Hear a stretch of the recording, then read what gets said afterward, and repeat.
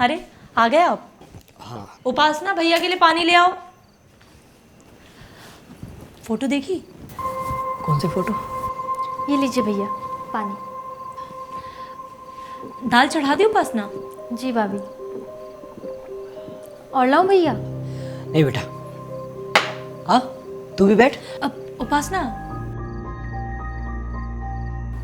मुझे तुम्हारे भैया से ना कुछ ज़रूरी बात करनी है। ठीक है भाभी।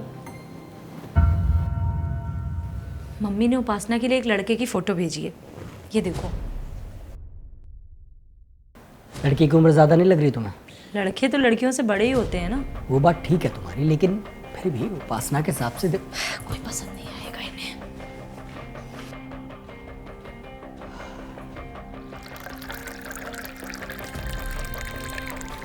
प्रियांशी पूरी बात सुने बिना ही चली आई।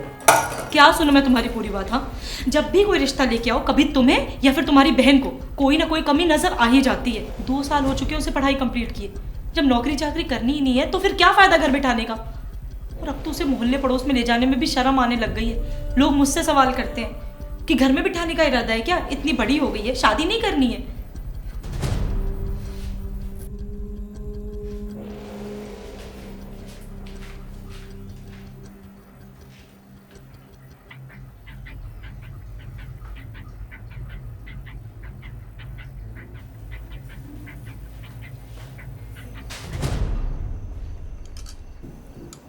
एक बार और पूछ के देख ले अपनी भाभी से।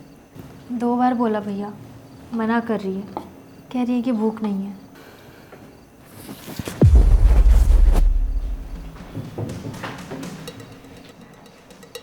खाना क्यों नहीं खा रही हो?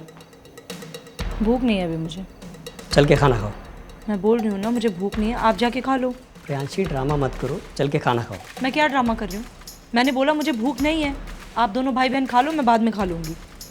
प्लीज़ भाभी चलिए ना, सब साथ मिलके खाएंगे तो अच्छा लगेगा। उपासना, जब 2 लोग बात कर रहे हो ना तो बीच में नहीं बोलना चाहिए। एक मिनट प्रियांशी, उपासना गैर है क्या? और इसने ऐसा क्या गलत बोल दिया? तुमसे सिर्फ खाने को ही तो पूछा है, तुम तो ऐसे रिएक्ट कर रहे हो जैसे इसने तुम्हें गाली दे दी हो।